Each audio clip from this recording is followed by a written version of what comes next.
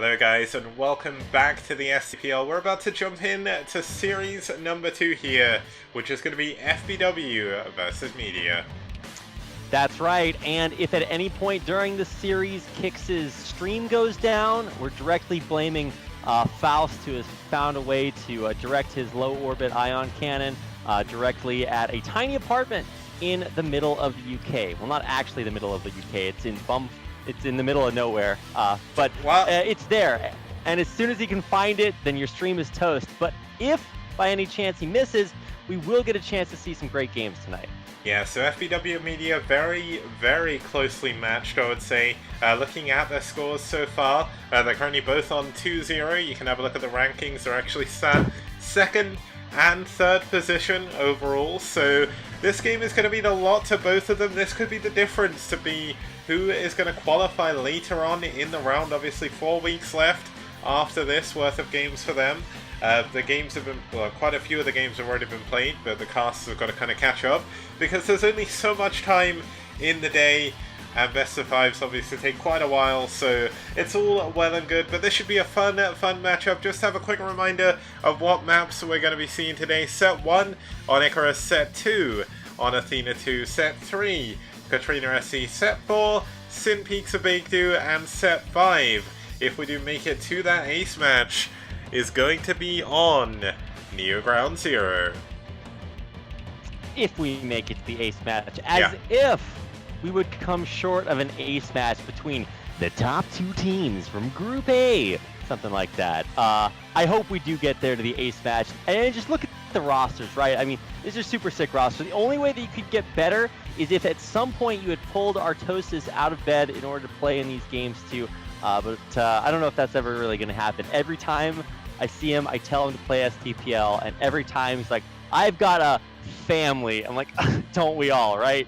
I do try to get him to come out here and play. One of these days we'll get it. You know, Rapid, I have a family. There's 16 teams worth of them. They're all playing in my tournament. And they're cool guys. But nevertheless, it's going to be a good set of matchups here. So let's get in to introduce our first one. It's going to be Lumire for FBW, the only player on his team, I believe, to win both of his games. He did actually win both of them against Terrence. He beat 3S twice. Once on Coliseum 2 and once on the Ace Match on Icarus, if I remember rightly. But he's going to be up against Nyoken. Nyoken, a very, very strong North American Terran player, obviously known quite recently for casting a lot. One of the older members of Media as well. Does only have the top half of his head ever visible at once. That's because below that he's actually some kind of robot cyborg, born to play Terran, or built to play Terran, I would say. But obviously he is 1 for 1. He is currently 2-0 up against Zerg, so evenly matched stats here as we head on to Icarus. Now Icarus is a very cool 4-player map, very, very standard. Not too bad for Zerg here in TVZ. Just in general, you can take a third or second main, up a small ramp, obviously your possible third base as well, up a small ramp as well, so should be a lot of fun to see how they're going to do here as we head in to game number 1. It's FBW's Lumire versus Media's Nyoken. Let's get started.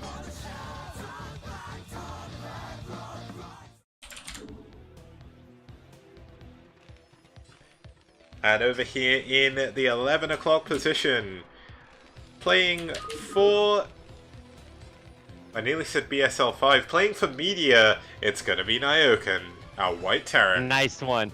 Yeah, Nyoken's trying to chip you up with that tag. Yeah. That's actually, secretly, that is Zero's evil plan, is to force players to change their IDs so it doesn't support their team and instead supports the team BSL, which will eventually have every player playing on it and take over the world.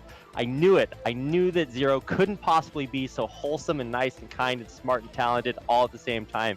It's a secret team stealing overlord. So yeah, he's playing for FBW.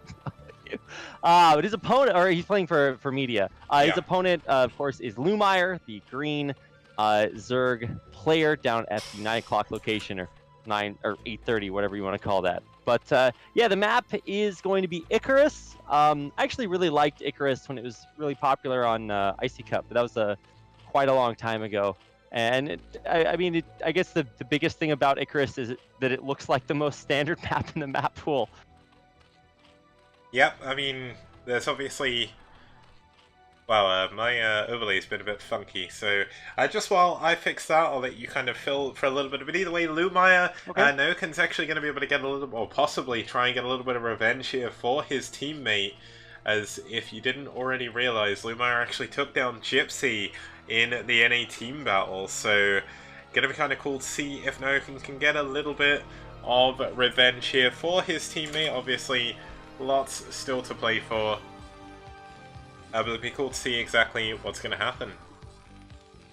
Yeah, I'm actually pretty excited to watch the entirety of this series. I identify a lot with a lot of the media players just because they are older players that I watched play in previous WCGs and things like that, and that's just like super sick for me. But for it is kind of the opposite of that for FBW, because these are actually like very new school players, except for Drone. He doesn't count. But for the most part, it is actually really cool to kind of see the difference in eras competing against each other. But I actually just want to see what the play is going to be. Obviously, there's still no gas thrown down. Maybe that's like the mystery that you want to preserve. But is he trying to prevent the gas? I always wonder when Zerg players try to go for gas steals in this location. I'm like, well, they can just not take it. Like, it's okay. They'll build a few barracks. It's not going to be the biggest difference, but it does delay a little bit. Either way, Lumire gets in for the scout and gets out, saving the drone.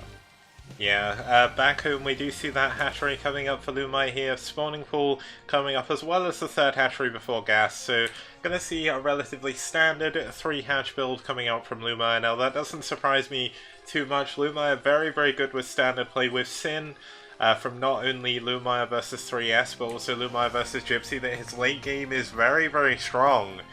And I mean, Nyoken is very, very strong late game as well, but I mean, Swarm is a very good unit and a very good skill to have, so let's see if Lumire can take it that far. Of course, they're actually in close by air, which will...